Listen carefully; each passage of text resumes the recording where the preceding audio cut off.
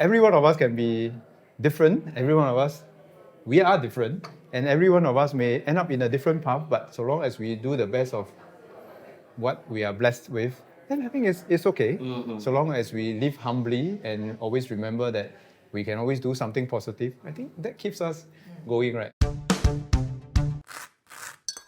Okay, good morning everyone. Today with me, I have Das and Lei Sang, and this is our usual breakfast conversation with residents and friends. And today we're going to talk about something special. But before that, can I have them to introduce themselves? Maybe perhaps 1-2 sentences to tell people something you think that people don't know about you. Okay, hi, my name is Das and I don't like coffee. Why don't you like coffee? It's the bitter taste I That's don't like. the beauty of it. Yeah, I never Well get done. used to it. You save a lot of money. Okay, Lei Sang. Yeah.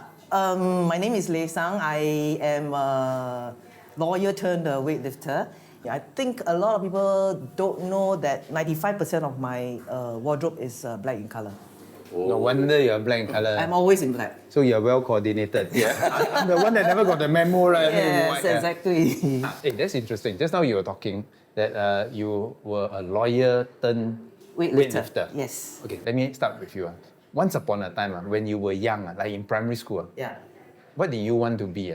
And then at 30 years old, what were you? And now, what are you doing? Okay, so once upon a time when we were young, we had to write this 我的志愿, right? My ambition. What do I want to be in the correct. future, right? I wanted to be a teacher. Ulama. So I could have been your staff. It's never too late. I can still pass you the application form later. Okay, you want to be a teacher. Okay. Yeah, I wanted to be a teacher. I even applied. What, PE teacher or what? No, not PE teacher. I hated the exercise. So I'm very good at language and linguistics and history. So I wanted to be a teacher that teaches language. Oh, you want to be a language teacher? Yeah. Okay. You wanted to be a teacher? Yes. Then you didn't take a scholarship? I got a scholarship, but I rejected the scholarship Okay. to become a lawyer. And how long were you a lawyer? I was a lawyer for 25 years of my life. So at what age did you start doing weightlifting? 47. When I was 47. still in the last job. So the whole story is the 5 years that I was in Beijing, I was living the life of wonderful expat life, and my weight ballooned to 90 kilograms.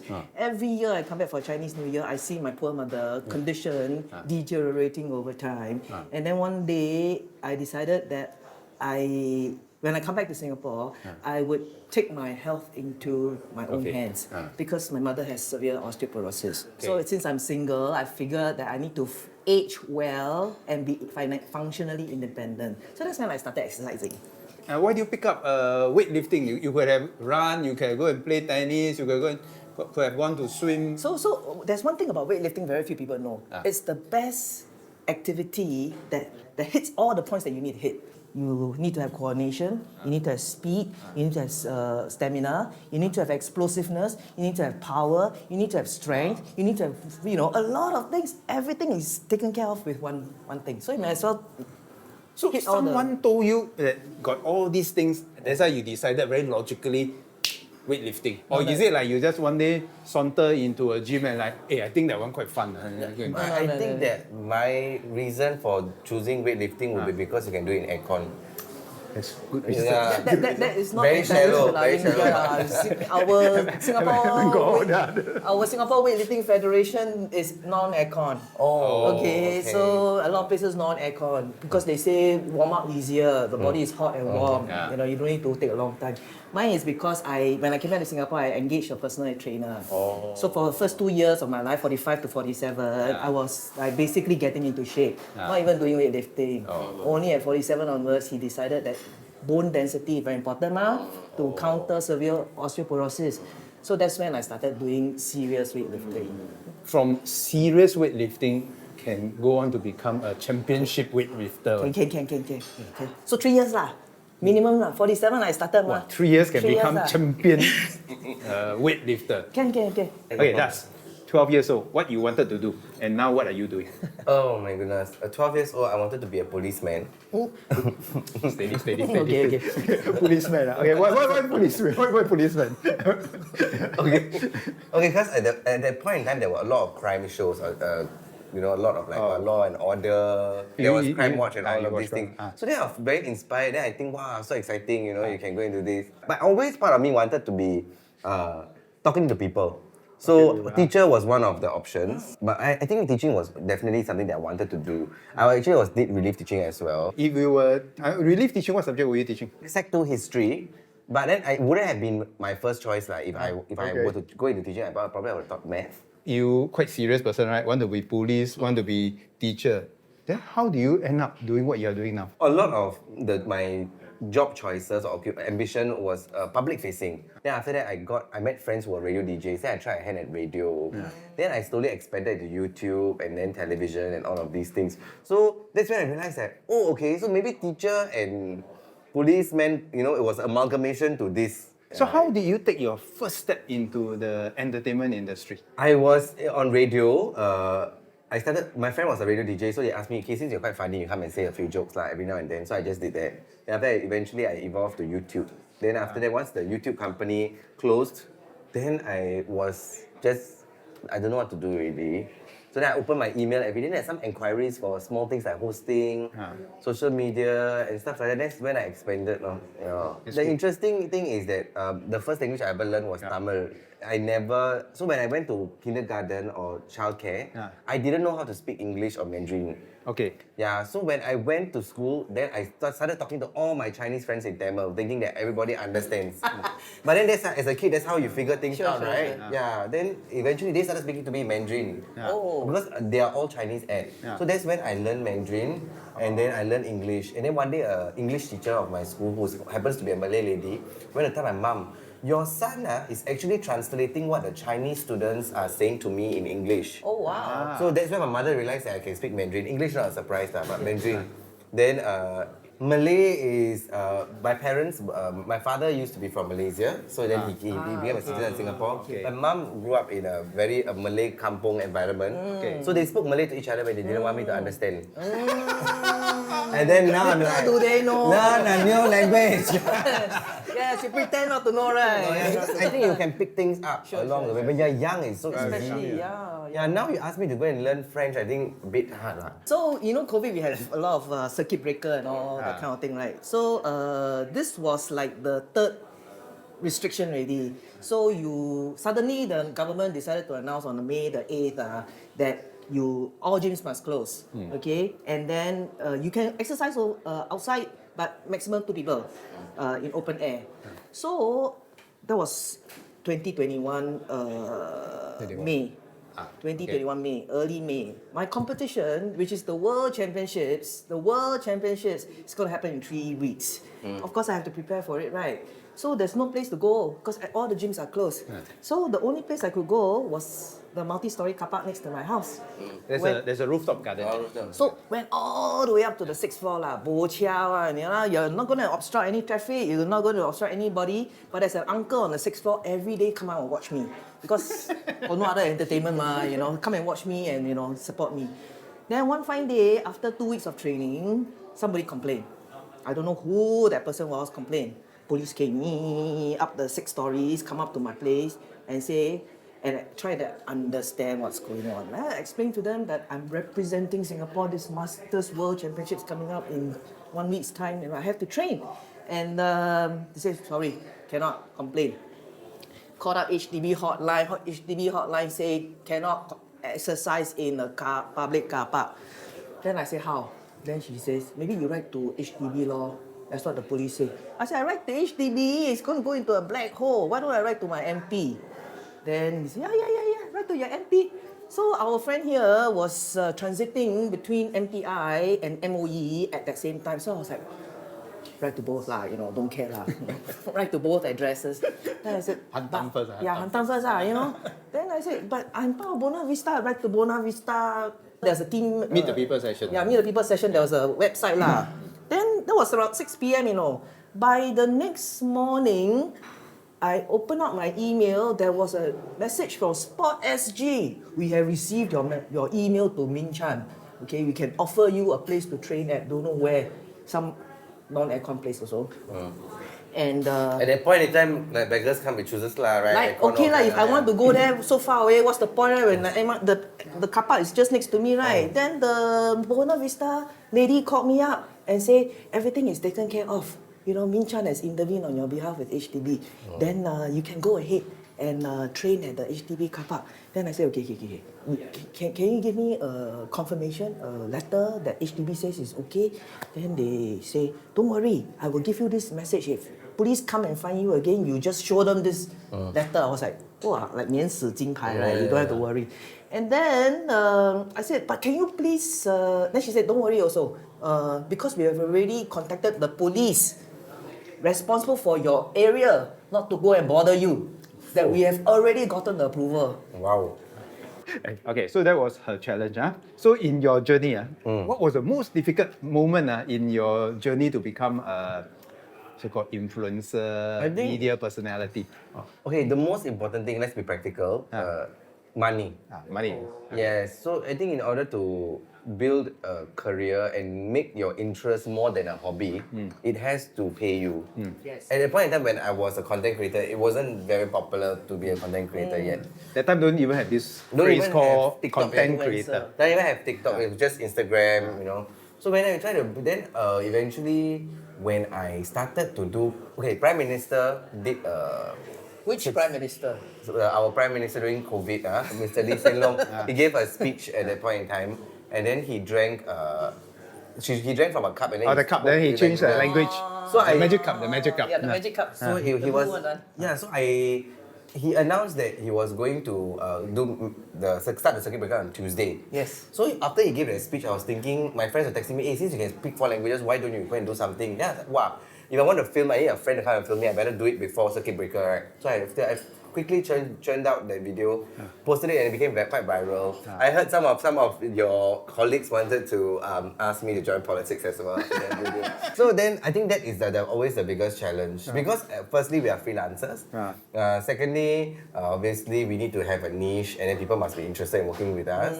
And also we need to be entertaining to our audience. We need to reach a specific mass of people. So all of these things was very difficult.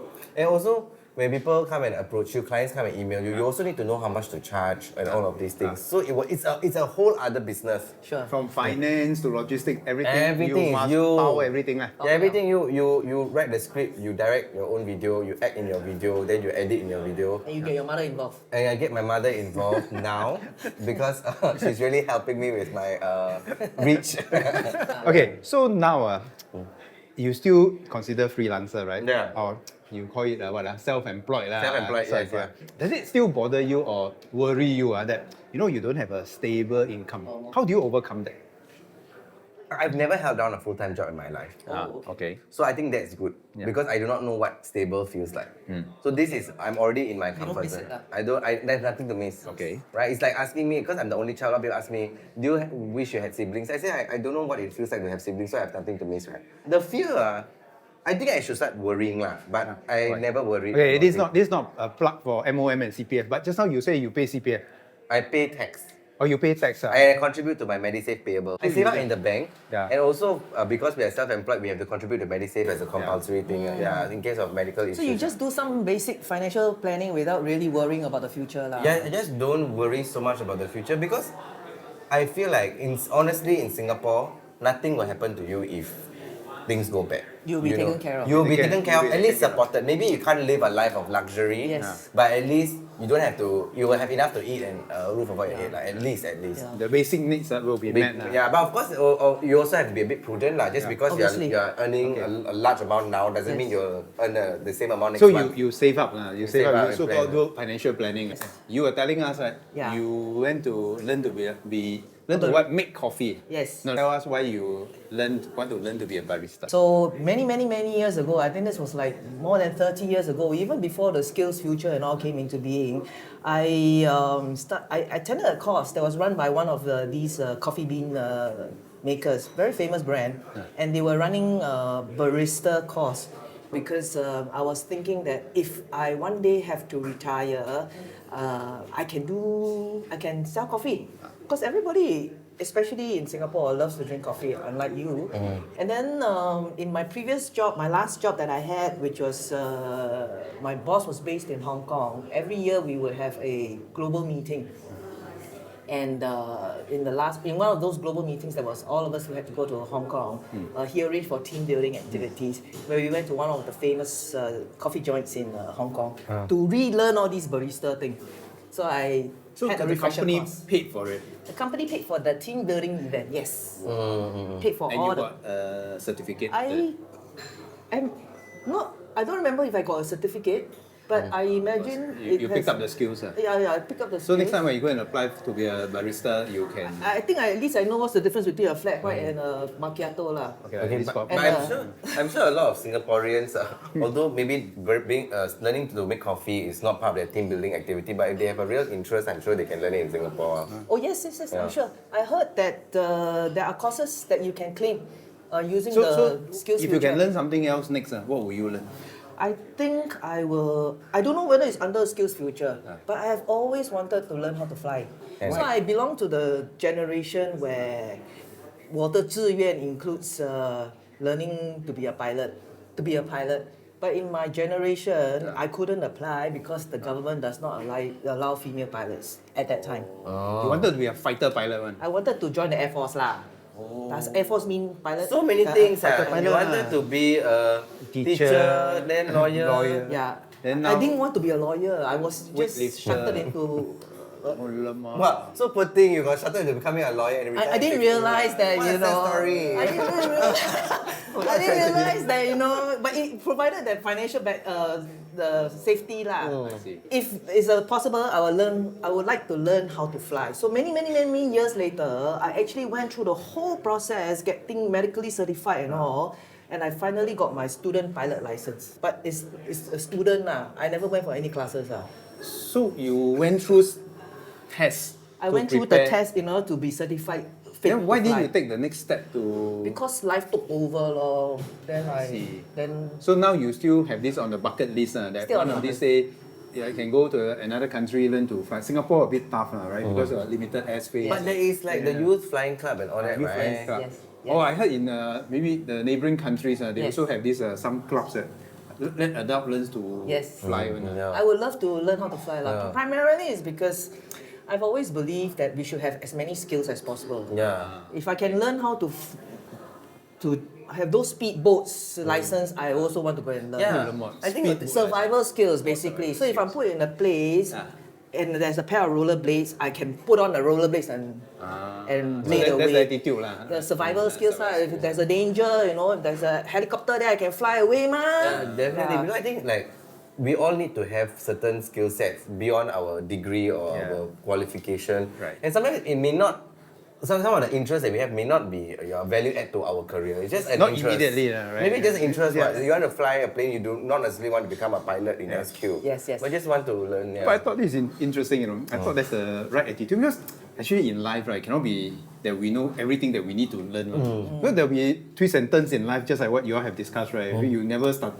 You never really started off thinking that you'll be who you are, doing what you're doing, right? But that attitude, like what Lei Sang said, just keep learning, and then you will find a way, and then you will make Some something people useful just in want to go for a class to make friends. Yeah. And then they just, It's okay. at the same time they learn. Minister, do you want to learn anything? Any new skills or random Actually, skills? I Cannot always teach old dog new tricks. no. Then I always tell myself that not so yet, still can learn. Actually, yes. you see, I'm musically challenged, one. So I cannot play any instruments. You can read the Tauge, no? I cannot. So this is one of those things that I was wondering, one of these days, will I ever learn to play a musical instrument? Like A for dream you, lah, a dream what lah. would you want to learn? What would I want to learn? I think, okay, I'm not someone who likes to learn new things. Ah. But I like to improve on what I already know. For example, like people think that, okay, in my industry, I talk a lot. But I actually want to go for a public speaking course. Because I've always, Like those Toastmaster type. maybe but maybe just go to find a professional public speaking coach and maybe see if I can improve in anything. Okay. Because a lot of the things that I learn is self-taught. Yes. So I don't know whether I'm following a curriculum or am I always just winging it. Yeah. Yes. So it's always good to learn something as an autodidact, meaning self-taught. Then after that, maybe check with someone else who's a professional and see whether there's any real structure that if one day I cannot wing it, at least I've got some structure to fall back on. But coming back to the point on the outlook like you have, very few people will have that kind of willingness to embrace something different. Courage also. Yeah. Courage. Because it's not easy, right? I think all of us, when we were young, we were all told, okay, there's a proper It's a structure career structure. Yeah, that you need to And- follow. But nowadays, I think it takes courage and passion for people to say that, okay, I'm prepared to try something new. But to be very fair, I had a very supportive family. Okay. My mom is very, very, very supportive. She even at the start where I was a bit broke, struggling, figuring things out, right? She supported me financially, also supported me. She believed that I could do this. So I Yes. think that part is very important. That is important. If you even if you have courage, but your whole family is not supportive, it will be very hard. Or you for are to do. unable to do so. I mean, like Yeah. many. I proved her right. I mean, I proved her that whatever support that she gave me didn't go to waste. It just reminds me, right, that life takes you in different turns, twists and turns, right? And there's no one fixed path. Every one of us can be different. Every one of us, we are different, and every one of us may end up in a different path. But so long as we do the best of what we are blessed with, then I think it's okay. So long as we live humbly and always remember that we can always do something positive, I think that keeps us going, right? I mean, you started wanting to be a teacher, went to be a lawyer, then now you are a champion weightlifter. You started wanting to be a policeman. Because colorblind, and that's not because. But in the end, you all found something that you are really passionate about, and you at different stages of your life, and from the sound of it, you continue to explore and want to try something new. Yes. Right? And you also don't rule out trying something new along the way. And so long as we keep learning and keep trying our best, I Yeah. think that's most important. So my encouragement to anybody else who might be listening in, basically based on our own life stories. For me personally, the motto that I live by is dare to dream. The sky is the limit. You can do whatever you want to do when you set your mind on it, right? So I never thought I could do weightlifting because I'm not physically built to be a weightlifter. Too long, the arms, the bar takes a long time to go up. But it doesn't mean that you can't excel if you dedicate your heart and soul to it. And it also doesn't mean, for me at least, that being an athlete at this late stage of my life is going to be the end of it's going to be the last feather on my cap. Yeah. I think I want to, because like I said, I've been doing a bit of hosting and all of that. I want to do a bit more public speaking and motivate, younger people to care about the languages they are taught at home, even dialects as well, because I understand from my Chinese friend that that's also dying now. And also just encourage people to speak more, make more mistakes, People are always afraid to make mistakes. Make mistakes. You speak Mandarin wrongly, never mind. People laugh at you, never mind. Just try again until you get it. Yes. Yeah. That's true. So I think that's very motivating, right? For all of us, there's always something in us. There's something special in us, and that reminds me. I see the kids. I always ask them this question: do you know what makes you special? Because I want all of them to realize that beyond just doing what people tell them to do, chasing the grades or fulfilling someone's expectations or even their own expectations, that they always have something special in them. Thank you all so much for joining me Thank for you, breakfast. Minister. Thank you for having It us. was so nice to meet you as well. Man, wow. Thank you so much. Yes, thank you. Thank you so much for kicking off this series of Breakfast with Champions, because we want everyone to know that you can be a champion in your respective fields. You don't need to feel compelled to go and chase some other people's yardsticks or definition of success. We all can broaden the definition of success in different areas. But most importantly, I hope that we all can broaden our definition of success, not just by looking at our own accomplishments, but looking at our contributions as well. That makes success more meaningful, because it's not just about ourselves, but about what we can bring to others, the joy, the happiness that we can bring to people all around us. Yes. So thank you all very much. See you you. next episode. Bye-bye. Bye.